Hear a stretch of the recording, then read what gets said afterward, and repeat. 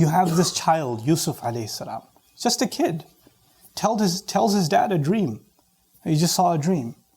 And his dad tells him not to tell his brothers, and encourages him and reminds him of Allah. What we learn as a hint from the Quran is from an early age, his father actually gave him some good lessons in life. How to remember Allah.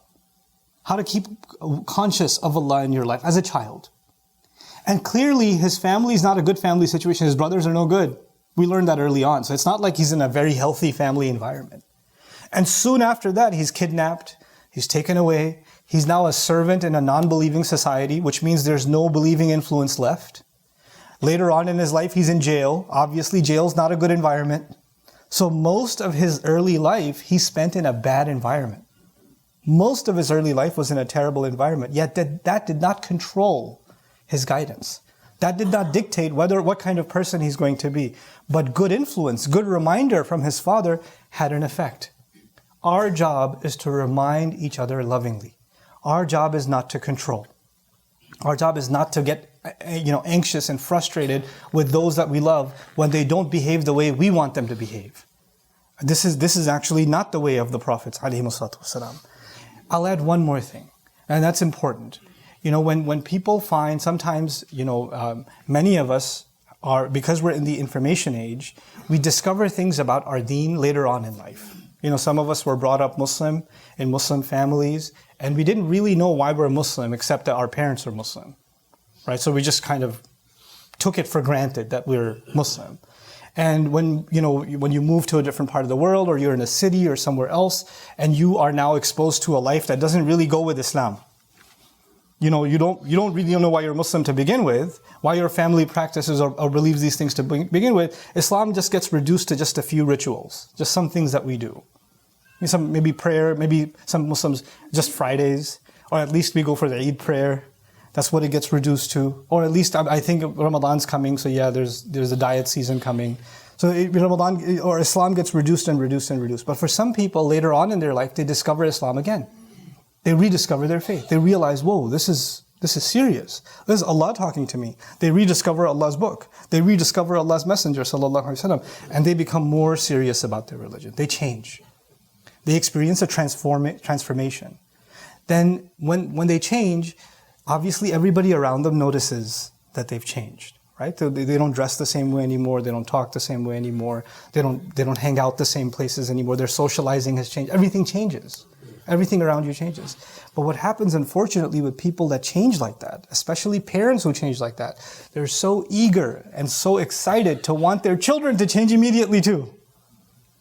Because I made so many mistakes when I was younger, I never want my children to make those mistakes. I don't want my 18-year-old or 20-year-old to make the same mistakes. So they start getting so excited to give their children what they now found. But the way they do that can be so overbearing. The way they do that can be so overexcited. They don't even realize they're doing more damage than good. They're trying to be musaytir. They're trying to be in control. They're not doing it for bad intention. They're doing it out of love. But we have to remind ourselves, when you do that, when you try to enforce something, nag something, when you try to overdo something, instead of bringing somebody closer to Allah's deen, you're actually pushing them further away. So you find conversations between parents and kids where the mom says the same, she brings up deen in some way, she brings up prayer, she brings up hijab, she brings up whatever, and the son says or the daughter says, oh, I gotta go. I'll talk to you later, mom. Because now, every time you bring up the deen, you bring up religion, it's an allergic reaction. And you created that, not them. And then you say, maybe I'll send Ustad Noman videos, that's going to help. And you know what? Those videos, I'm now in their spam folder. And I'm blocked on social media because looking at my face gives those kids an allergic reaction. Like, oh, here we go. This guy reminds me of all the times my mother yells at me. Or other people like me. Oh, you know what he said? You know what this one said? You know what? You should watch this video. You should do this. No. Stop. Easy. Take a step back. The first thing is actually love itself. When you show someone love, when you show someone care, we're so eager to make someone listen to what we have to say. How often is it that we're listening to what they have to say? When someone's struggling, how often are we listening to them? This is actually a big difference between us and other faith communities. I'll tell you a story before I conclude about how do you bring people's hearts closer to yourself. Some time ago, I actually attended a church gathering. Just want to see what these guys do. So it's like a Wednesday night, and the preacher speaks for like 5 minutes. He says whatever he says. And then the most interesting thing happens. He asks the crowd, so who's having a problem? Tell me about it. Some guy, I just lost my job. It's been tough. All right, everybody pray for Jeff. Everybody starts praying for Jeff. And somebody, I just got divorced. She took the house. You know, everybody pray for, and then this woman, I just got diagnosed with cancer. And everybody's praying for her. And then this guy in the corner says, he lost a job, talk to me afterwards. There's an opening in my company. And they start, you know, because what brings them closer together was not that this guy is going to speak for hours and hours and they're going to sit there and listen. Actually, they were drawn to this gathering because they have a place where they can be heard, where they can feel supported. Rasulullah sallallahu alaihi wasallam was an amazing listener. We think of Rasulullah sallallahu alaihi wasallam as an amazing speaker. Yes, he was. But he's also an incredible listener. A lot of times, the people whose hearts you want to affect, you and I start thinking, if we just talk to them, they'll change. Let me tell you, more than talking to people, we have to learn to listen to people. We have to learn to listen to people. And when you listen to people, you don't listen to just answer them and argue back, or before you even finish hearing what they have to say, you already have 10 answers for them. No. Just listen. Don't listen with a pre-programmed, I'm going to answer them real good. You know, there are some people that are listening to a question halfway through. Let me tell you what.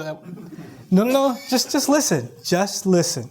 This is not a debate. It's not a contest. You're not going to crush them with evidence. This is not going to be some sort of a competition where you're going to answer them real good and everybody's going to go takbir. No. None of that. None of that. Your job is just to be a good listener first. Let people say what they have to say. Let your family members air out what they feel. And you have to first, if you can't empathize, one of the qualities of the Prophet ﷺ, بِالْمُؤْمِنِينَ رَؤُوفٌ رَحِيمٌ. The Prophet ﷺ is ra'uf, which means extremely empathetic. Meaning he goes out of his way to try to understand what others are feeling. What others are feeling. So many times you find narrations of the Prophet ﷺ, people came to him and said, I need this, I need this, I need this. You don't find the Prophet ﷺ going directly to them and saying, you need to do this, you need to do this, you need to do this. They're coming to him and telling him their problem. This is the level of comfort that they have with Rasulullah sallallahu alaihi wasallam. And today, anybody who even looks religious or represents the religion, people don't want to come to them, they want to run away from them. Oh, if I just go anywhere close, the lecture is going to start. I don't want to do that. So this, internalizing that you and I are not in control. Our job is to give gentle reminder. And we cannot do so if we don't become good, empathetic listeners. If we don't empathize with the feelings that you don't have to agree with somebody else's feelings, but everybody's entitled to their feelings. Everybody has feelings that they have to work through. And we have to be able to do that. We have to be, especially for those that we love. May Allah Azza wa Jal soften our hearts towards those that we love and make us better able to listen to them. May Allah Azza wa Jal make us wise in the way that we give reminder. And may Allah Azza wa Jal make us humble that even when we give advice, that doesn't mean that we know everything. That we should actually always remain humble, that we are students ourselves. We're learning ourselves. And so that He make us careful about the advice that we give, that it's actually based on sound knowledge. Barakallahu li wa lakum fil Qur'an al-Hakim wa nafa'ani wa iyyakum bil ayati wa dhikr al-Hakim.